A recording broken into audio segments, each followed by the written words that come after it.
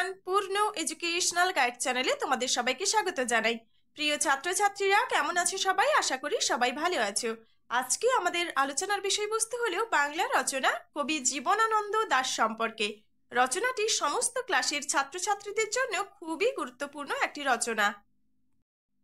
রচনাটি বিশেষত মাধ্যমিক ও উচ্চ মাধ্যমিক শিক্ষার্থীদের জন্য খুবই গুরুত্বপূর্ণ একটি রচনা। চলো তাহলে কবি জীবনানন্দ দাশ সম্পর্কে আজকের এই রচনাটি শুরু করা যাক। তোমরা ভিডিওটি স্কিপ না করে পুরো ভিডিওটি দেখতে থাকো। প্রথম পয়েন্ট হিসেবে আমরা দেব ভূমিকা বা সূচনা।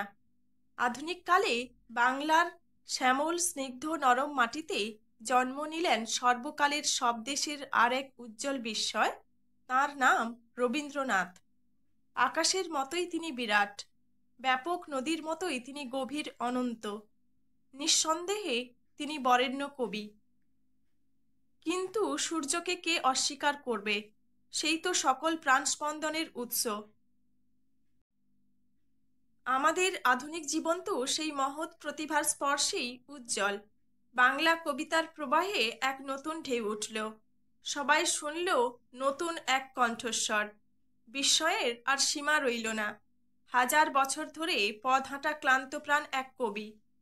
চোখে তাঁর শত শতাব্দীর নীল অন্ধকার। বিস্ময়ের ঘোর কাটতে না কাটতেই সেই কবি ব্যক্তিত্ব হয়ে উঠল সকলের একান্ত প্রিয়। সেই কবির নাম হল জীবনানন্দ দাশ। রবীন্দ্র পরবর্তী কবিদের মধ্যে তিনিই হলেন সর্বশ্রেষ্ঠ। নেক্সট পয়েন্ট, জন্ম ও বংশ পরিচয়। কবি জীবনানন্দ দাশের জন্ম 1899 খ্রিস্টাব্দের 18 ফেব্রুয়ারি বর্তমান বাংলাদেশ রাষ্ট্রের বরিশাল জেলায়। পিতার নাম সত্যানন্দ দাশ, মাতার নাম কুসুম কুমারী দাস। কবির পিতা ছিলেন একজন আদর্শ শিক্ষক এবং মাতা কুসুম কুমারী দাস ছিলেন একজন খ্যাতনামা মহিলা কবি। জীবনানন্দ কবিতা লেখার অনুপ্রেরণা পান মায়ের কাছ থেকেই। নেক্সট পয়েন্ট, শিক্ষা। বাল্যকালে বাড়িতে মায়ের কাছেই পড়াশোনা শুরু করেন। পরে তিনি বরিশালে ব্রজমোহন কলেজ থেকে প্রথম বিভাগে ম্যাট্রিকুলেশন ও আইএ পরীক্ষায় পাশ করেন।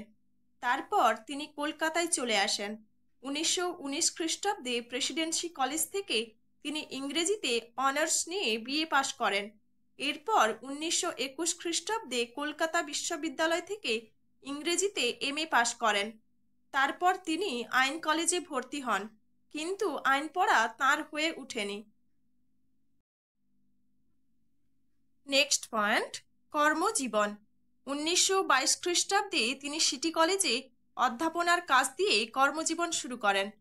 পরবর্তীকালে তিনি খুলনা বাগেরহাট কলেজ এবং 1930 খ্রিস্টাব্দে দিল্লির রামজশ কলেজে অধ্যাপনার কাজ নেন। পরের বছরই পূর্ববঙ্গে ফিরে আসেন। ইতিমধ্যেই তিনি লাবণ্যপ্রভা দেবীকে বিয়ে করেন এবং দারুণ অর্থ সংকটে পড়েন, যার জন্য কবিকে শিক্ষকতা এমনকি জীবন বীমার দালালি ব্যবসাও করতে হয়। কিন্তু বেশি দিন কবিকে বেকার থাকতে হয়নি। পরে তিনি আবার 1935-এ ব্রজমোহন কলেজে যোগ দেন। ভারত স্বাধীন হওয়ার পর তিনি কলকাতায় চলে আসেন। 1925 খ্রিস্টাব্দ থেকে একের পর এক তাঁর কবিতা প্রকাশ পেতে থাকে। তিনি স্বরাজ নামে একটি পত্রিকা সম্পাদনা করেন। 1951 খ্রিস্টাব্দে খড়গপুর কলেজে অধ্যাপনার চাকুরি পান। এরপর হাওড়া গার্লস কলেজে যোগ দেন।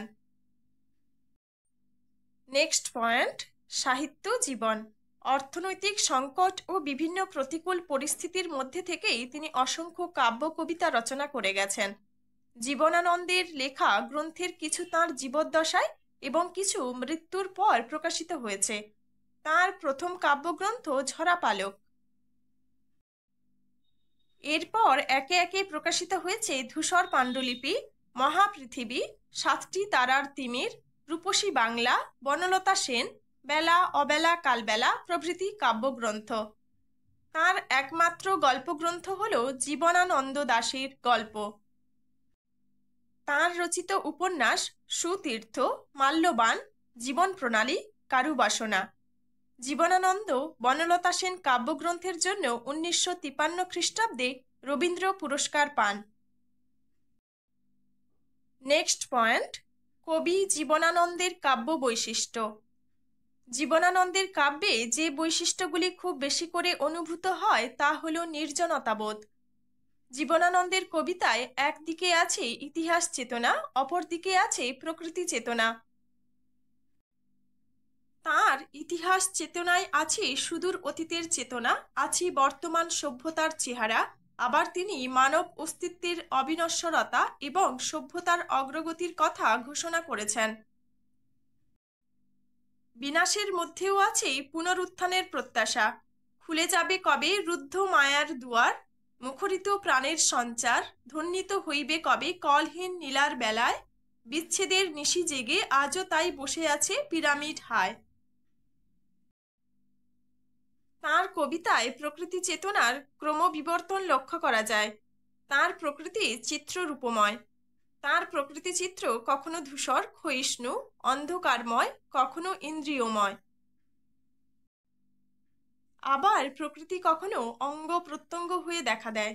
পঞ্চ ইন্দ্রিয়ের সাহায্যে তিনি প্রকৃতিকে আত্মস্থ করেছেন, যেমন ঢেউয়ের ফেনার গন্ধ, হাঁসের গায়ের ঘ্রাণ, শিকারির ঘ্রাণ, শিশিরের শব্দ, বাংলার নদী মাঠ ভাটফুলের কান্না, রোদের নরম রং শিশুর গায়ের মতো লাল। তাঁর চোখে জ্যোৎস্না কখনো নম্র নীল, কখনো আবার হলুদ হলুদ। জীবনানন্দের কবিতায় মৃত্যু চেতনার পাশাপাশি জীবন আসক্তিও লক্ষ্য করা যায়। কোথাও চলিয়া যাব একদিন, তারপর রাত্রির আকাশ অসংখ্য নক্ষত্র নিয়ে ঘুরে যাবে কতকাল জানিব না আমি। উপসংহার, জীবনানন্দ গতানুগতিক প্রবাহের কবি নন। সকলেই কবি নয়, কেউ কেউ কবি। তিনি সেই বিরল কবিদের একজন। যথার্থই তিনি রূঢ় দ্বন্দ্ব কর্কশ পরিবেশকে সম্পূর্ণ বর্জন করে নিজের সৌন্দর্য ধ্যানমগ্ন আত্মার গভীরে আশ্রয় নিয়েছেন। তাঁর ভাষারীতি ছিল বিশিষ্ট। তার ছন্দ স্বাতন্ত্র্য শব্দ ব্যবহারে নিজস্বতা আমাদের অভিভূত করে।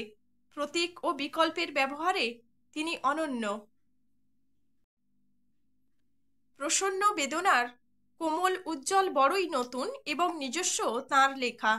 বাংলা কাব্যের কোথাও তার তুলনা পাওয়া যায় না।